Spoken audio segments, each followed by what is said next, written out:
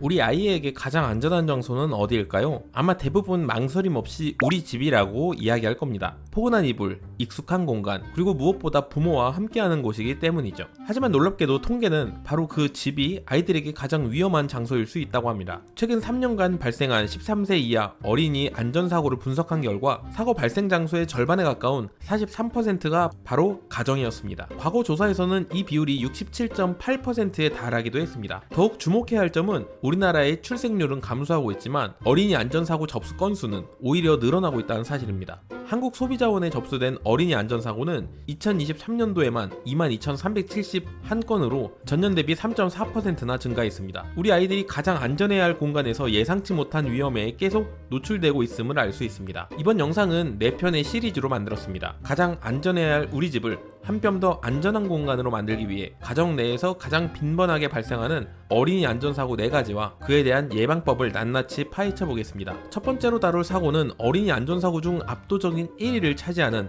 낙상 및 추락입니다. 최근 3년간 발생한 전체 어린이 안전사고의 37.7%, 41,275건이 바로 이 유형에 해당합니다. 이 사고가 유독 빈번한 이유는 아이들의 발달 특성과 밀접한 관련이 있습니다. 특히 영아기에는 추락사고의 최고 위험 시기입니다. 이 시기 아이들에게 발생하는 사고의 무려 62.4%가 추락사고일 정도입니다. 뒤집기를 시작하고 움직임이 활발해지지만 아직 위험을 인지하는 능력이 없어 침대나 소파 같은 높은 곳에서 순식간에 떨어지기 쉽습니다. 1세에서 3세의 걸음마기 아이들은 서툴게 걷고 뛰기 시작하면서 신체 균형 감각이 불완전해 미끄러지거나 넘어지는 사고를 자주 겪게 됩니다.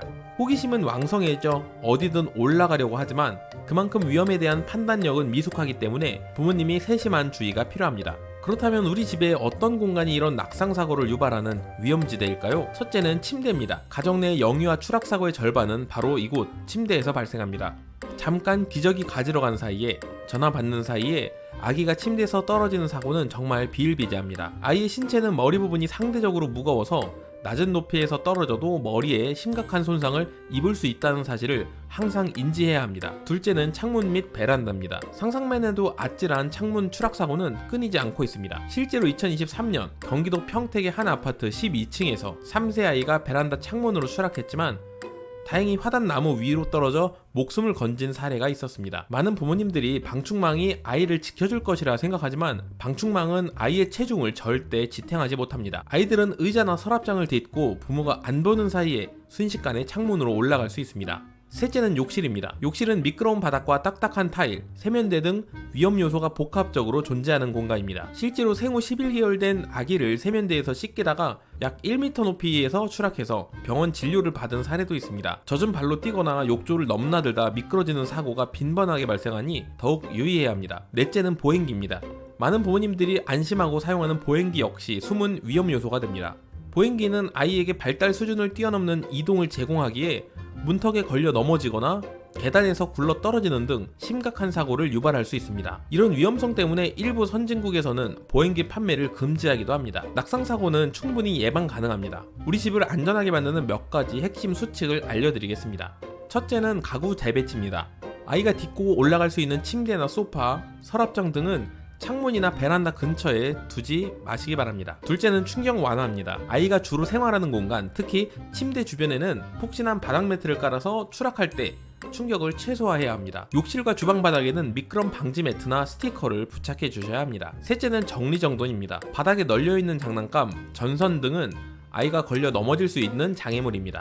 항상 바닥을 깨끗하게 정리하는 습관이 중요합니다. 이와 별개로 안전용품을 활용하는 방법이 있습니다. 아이를 침대에서 재운다면 반드시 침대 안전가드를 설치해 추락을 원천적으로 차단해야 합니다. 또한 가정 내 모든 창문에는 아이가 쉽게 열 수 없도록 하는 잠금 장치나 창문이 10cm 이상 열리지 않도록 고정하는 안전장치를 설치하는 것이 좋습니다. 복층 구조의 집이나 계단이 있는 곳에는 반드시 계단 위 아래로 안전문을 설치해야 합니다. 책상이나 서랍장, TV 등 아이가 매달리거나 올라가다 넘어질 수 있는 가구는 벽에 단단히 고정하셔야 합니다. 모든 가구의 날카로운 모서리는 모서리 보호대를 부착해 부딪힘 사고에 대비해야 합니다. 만약 아이가 떨어졌다면 당황하지 말고 침착하게 대처하는 것이 중요합니다. 심각한 추락이 의심될 경우 아이를 함부로 움직이지 말고 의식과 호흡, 눈에 띄는 외상이 있는지를 먼저 확인해야 합니다. 추락 후에 아이가 의식을 잃거나 경련을 일으키거나 반복적으로 구토하거나 평소와 다르게 심하게 보채거나 잠만 자려고 한다면 즉시 119에 신고하고 응급실로 가야 합니다. 특히 역류아는 겉으로 괜찮아 보여도